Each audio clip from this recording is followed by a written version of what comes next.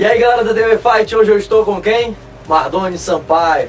Galera, cara conhecido dentro de Fortaleza, dentro do estado de Ceará. E não só dentro do estado de Ceará, também fora, a galera conhece muito bem o Mardoni. O cara que fez história dentro do esporte, pode-se dizer assim, dentro do MMA, dentro da luta livre. E hoje eu quero saber aqui do Mardoni Sampaio, o que foi que levou ele ao esporte, ao MMA, à luta livre, que antigamente era chamado de luta livre.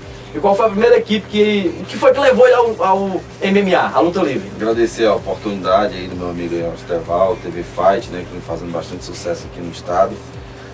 Meu início foi no ano de 97, né, eu vim de Santa Quitéria, eu nasci em Santa Quitéria, um interior que fica a 210 quilômetros aqui de Fortaleza. E minha família veio morar aqui no ano de 95. E naquela época tinha muito baile funk aqui em Fortaleza, né?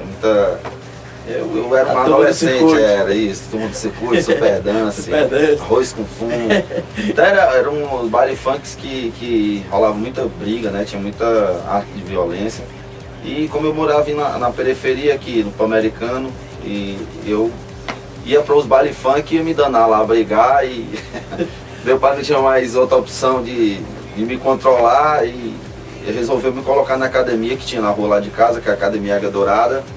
E por, não é ironia do destino assim, coisa que Deus, quando Deus quer fazer, te livrar de alguma coisa, é muito interessante. Eu saí de casa meio-dia, que é um horário meio que difícil você ir numa academia pra ver treino, ver... Tem uma academia que esteja aberta esse horário. Aberto esse horário, e por incrível que pareça, quando deu 12h30, depois que eu almocei, eu fui na academia, me lembro como se fosse hoje, eu fui na academia e cheguei lá, tava tendo um treino dos faixa preta, que na época era o Danilo Dragon, né, que é da Dragon Fight, Nova União. Na época o Danilo era um garoto, ainda era um cara muito jovem, e ele tava treinando para fazer uma luta, e tava lá os sparring dele, os parceiros dele. Eu vi aquilo ali, muita porradaria, e na época não tinha luva, não tinha caneleira, era tudo na base da tapa, né, da mão aberta.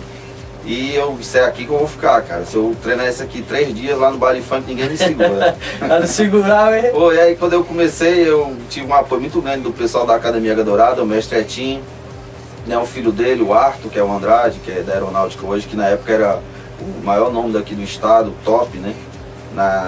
No Vale Tudo, na época Vale Tudo.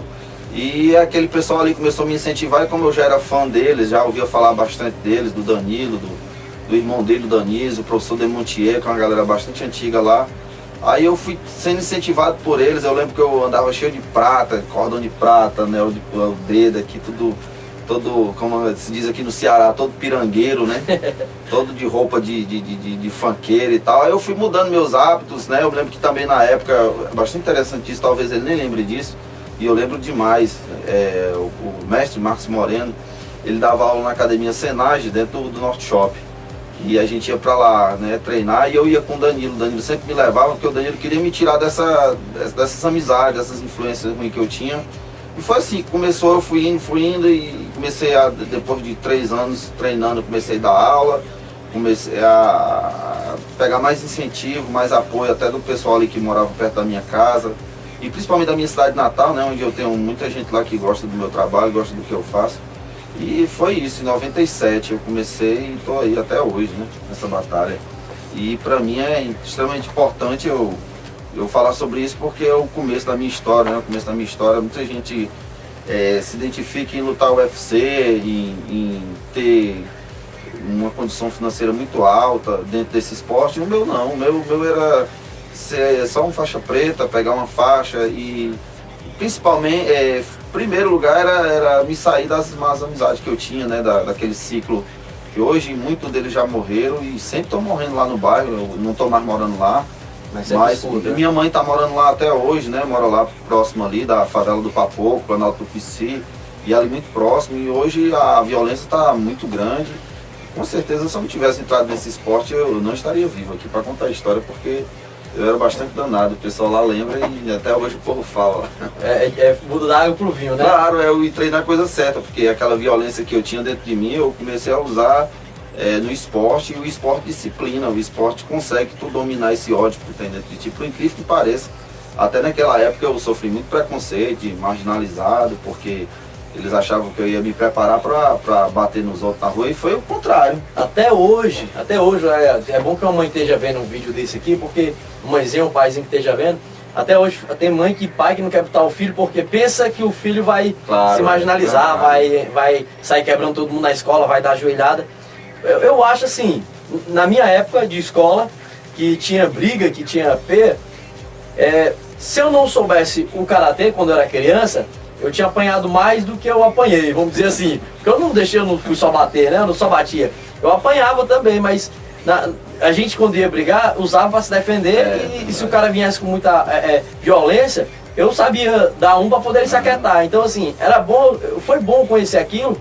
Antigamente já tinha porrada dentro da escola, hoje também vai ter. Hoje o mundo está muito mais violento. Claro, mas só que se a criança souber domar o seu lado feroz, né? Conseguir se controlar e também saber bater, ele não vai machucar o cara ao ponto de levar o cara para um hospital, uma coisa mais grave. Ele vai bater só para...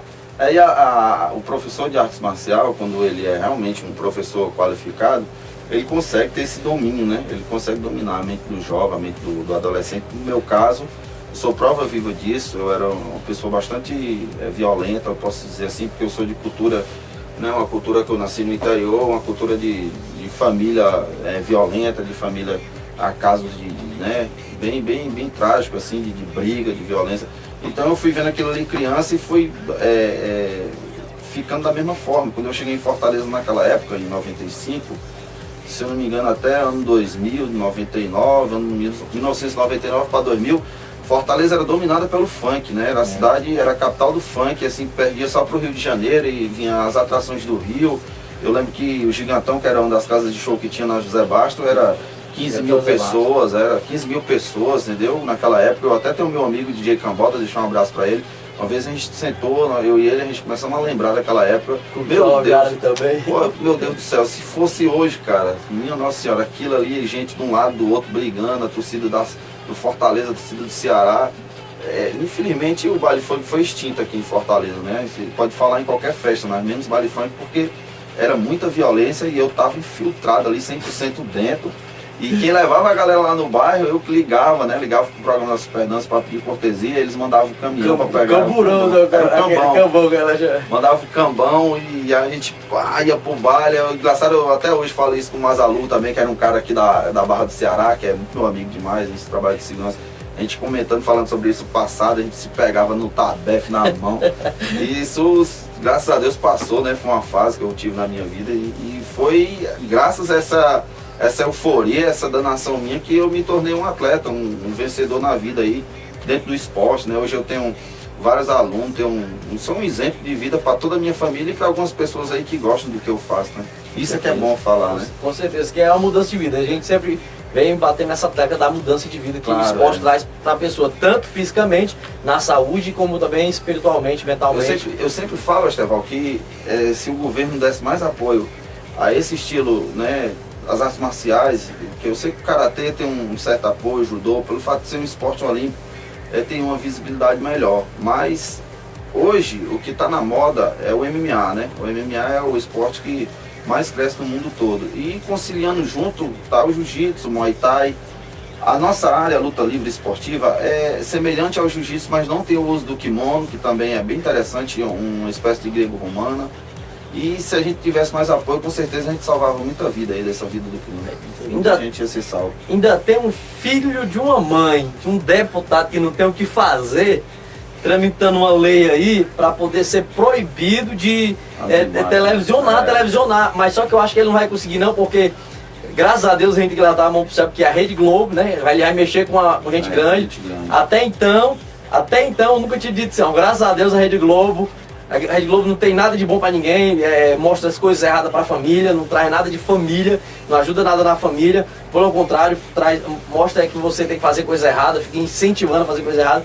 Aí só que eles vão mexer com a Rede Globo, vai mexer no bolso da Rede Globo, onde entra milhões e milhões de dinheiro aí, e eu acho que ele não vai conseguir não, porque tá mexendo no bolso de gente grande. Claro, até que enfim, né, pelo menos isso a Rede Globo vai servir, não deixar esse cabora aí e tentar mudar essa... Infelizmente a gente depende, né, da mídia, a mídia aberta, porque foi graças a essa mídia de TV aberta que a gente chegou, né, a um patamar bem elevado, assim, um profissionalismo bastante elevado, então isso tem ajudado muito, né, o que tem sustentado minha família, o que tem feito eu me manter, e tantos outros por aí que vivem disso hoje, né, dá uma fonte de renda para muita gente, é o cara que vende essas camisas de luta, o que vende short, aí tem a costureira, aí tem a fábrica que vende a linha, e assim vai. É um comércio que...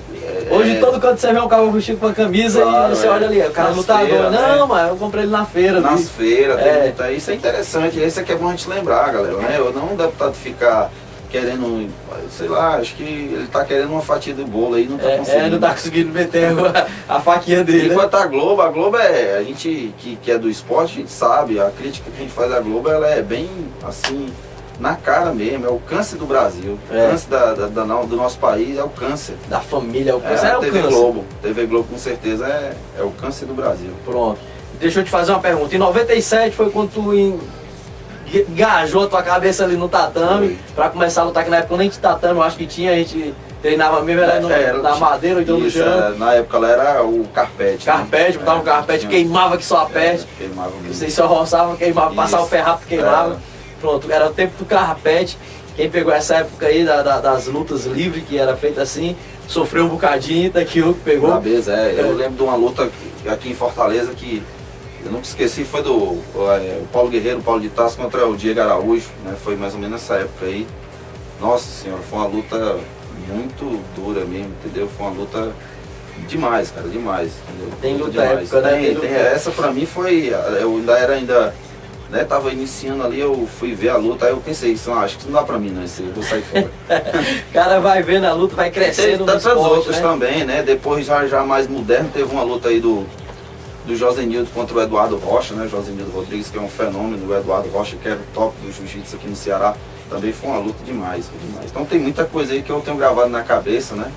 Que dá pra fazer um livro, mas não é minha intenção não.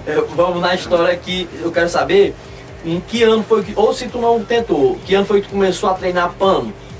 Jiu-jitsu? Não, eu nunca, na verdade eu nunca treinei jiu-jitsu, né? Sempre luta livre? Foi sempre sem o kimono, sem o uso do kimono, porque na época que eu comecei lá na Águia Dourada, ele já treinava esse estilo, né? Então, aí o Danilo exigiu que a gente comprasse o kimono. Eu me lembro que eu comprei na loja da Exótica, na época foi um dinheiro absurdo.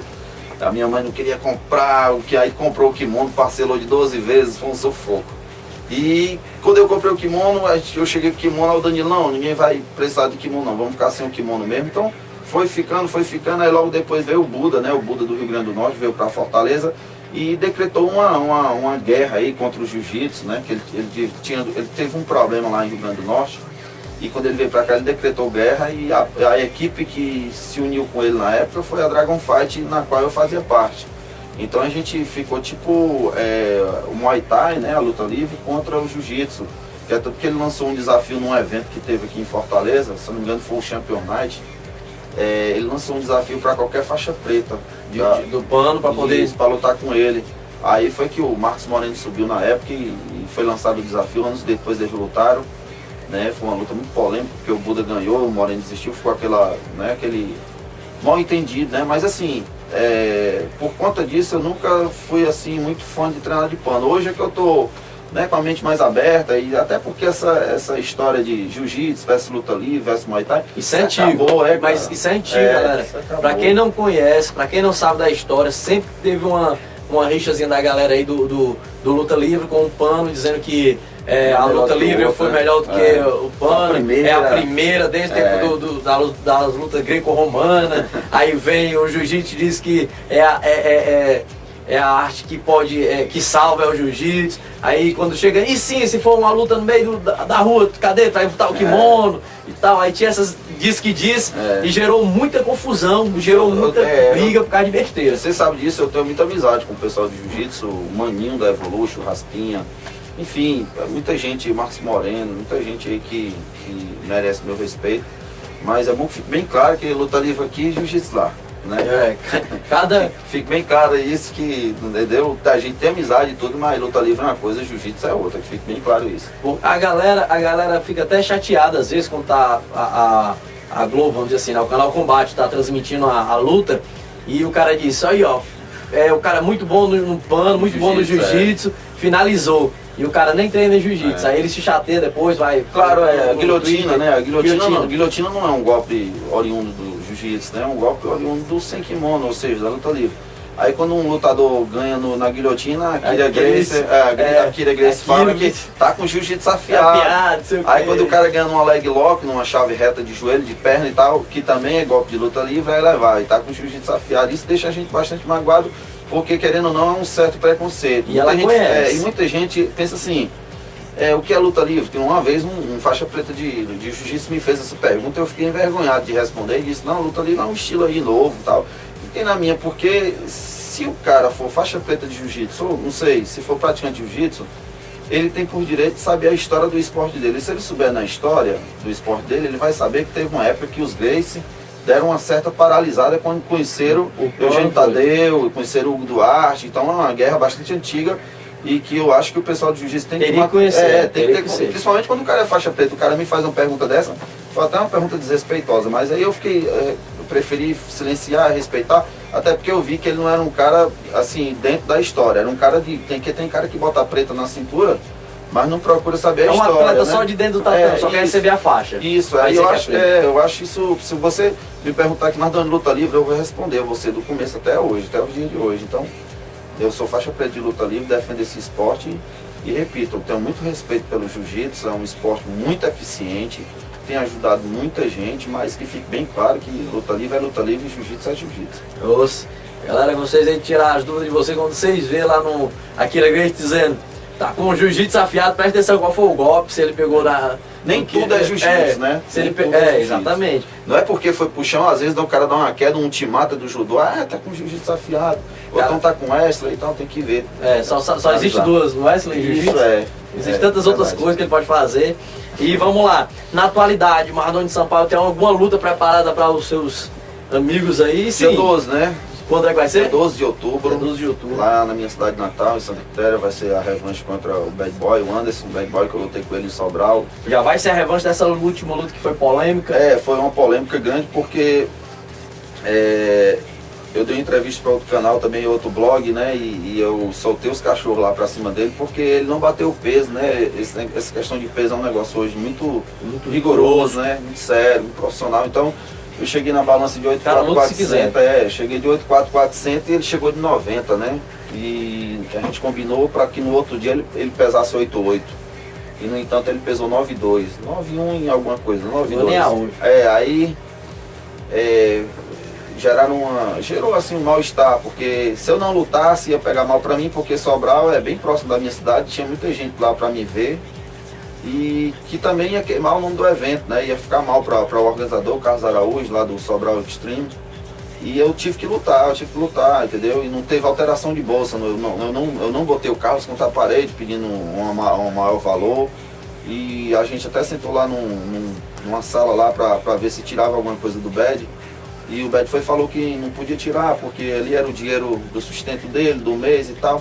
Então aquilo eu fiquei na minha, mas fiquei bem chateado, porque eu senti na hora da luta ele estava bem forte, eu estava bem debilitado, porque eu tinha perdido 10 quilos em uma semana, né? Fiz a hidratação e não recuperei bem. E também faço a segunda vez que eu faço esse método, não sei se fiz errado, se foi um acompanhamento errado, eu não me senti bem, então eu preferi, na minha última luta que eu fiz no Piauí, eu preferi acabar com esse método e manter meu peso de 8.7, faltando ali uma semana eu perdi o quilo e bateu 8.400, que essa minha luta com o Bad Boy vai ser a última nessa categoria, eu tô indo para a categoria de 7.7.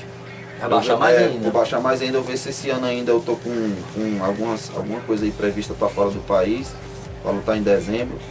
E eu vou lutar de 7.7 na próxima, e próximo ano a minha meta é ir para 70, né? Que é uma categoria muito concorrida e tem muita gente boa aí para poder mostrar. E facilita, né? Agora tira uma dúvida pra galera aqui da TV Fight.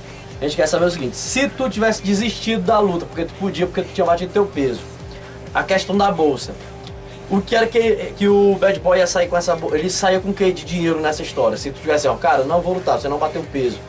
O certo pela organização era que ele não lutasse, né? Que conseguisse uma pessoa para substituir. E ele não receberia o valor dele. E mais, né? Seria totalmente banido do evento, né? Mas foi Assim, eu não culpo ninguém do evento, eu não culpo ninguém da minha derrota, mas eu acho que isso, que aquilo, e eu sofri a derrota, né? Eu já ouvi falar comentário da pessoa falando isso, eu acho que, e assim, eu acho que a galera devia ter mais respeito, né? Devia ter mais sensibilidade com que as pessoas falam, né? Porque tem gente que faz comentário assim, desrespeitoso, né? E eu sou um cara que respeita todo mundo e, lógico, quero ser respeitado. Eu jamais tentei de nenhuma forma prejudicar ninguém aqui no estado do Ceará, dentro desse esporte. Muito pelo contrário, eu só tenho tentado ajudar muita e muita gente. Quem me conhece sabe. E não havia necessidade nenhuma de eu fazer isso com o Bad Boy, até porque a gente já tinha um desentendimento, né? Que eu falei isso em algumas redes aí de internet. E ele estava bêbado numa boate e o que foi que aconteceu? Eu estava fazendo segurança e eu tive que conter ele, tive que segurar ele lá na confusão e ele me deu uma queda e foi um atrito danado isso aí e gerou uma certa chateação da minha parte, né? Então, logo anos depois a gente teve a oportunidade de fazer essa luta, que foi um pedido até meu mesmo, que o Carlos Araújo, quando a gente combinou de ver aí um argentino, porque era interessante para o evento trazer um lutador de fora, de outro país, né? E acabou que o argentino não dando certo, e o Carlos perguntou, Mardônio, e aí? Aí eu fui disse, rapaz, se der, traga o Bad Boy que eu luto com ele com o maior prazer, porque é um cara que eu já não me dou muito bem com ele já há um certo tempo e não seria interessantíssimo para mim uma luta com ele. Então eu sofri a derrota, fui derrotado, fui finalizado no segundo round. Eu tava sentindo muito assim a questão do gás, eu senti bastante, eu fiquei muito cansado, fiquei muito debilitado com os 10 quilos que eu perdi, mas eu não culpo ninguém da derrota não, a derrota foi minha, entendeu? Eu reconheço a derrota, fui finalizado no segundo round, então agora eu tenho a oportunidade, eu pedi revanche, ele disse que dava revanche, então a gente vai se pegar agora, né? Dia 12 de outubro, na minha cidade natal, e eu prometo ser o mesmo lutador que foi lá em Sobral, assim, bem agressivo, procurando bastante a luta. Teve situações lá que eu botei ele pra baixo, né? E teve situações que eu mantive a luta boa em pé. Então, muita gente fala assim, tava com a luta ganha, que foi que houve? Você perdeu. Luta é luta, cara. Depois que fecha aquela grade, só quem tá ali sabe o que é que acontece. Você que tá fora analisando, você pode entender, ter uma certa noção, mas quem está ali dentro é que está sentindo. O sistema, quem está ali dentro sou eu que vou sentir a pancada do adversário, eu que vou sentir. Então eu estava muito cansado, ele é um cara muito bom de chão, né? Jiu-jitsu, faixa preta aí da Gracie Barra Paraíba. E me finalizou, mas a gente vai fazer a segunda luta agora, né? Eu garanto que vai ser uma luta bem agressiva, porque com certeza eu vou estar com a torcida do meu lado, que é na minha cidade natal, né?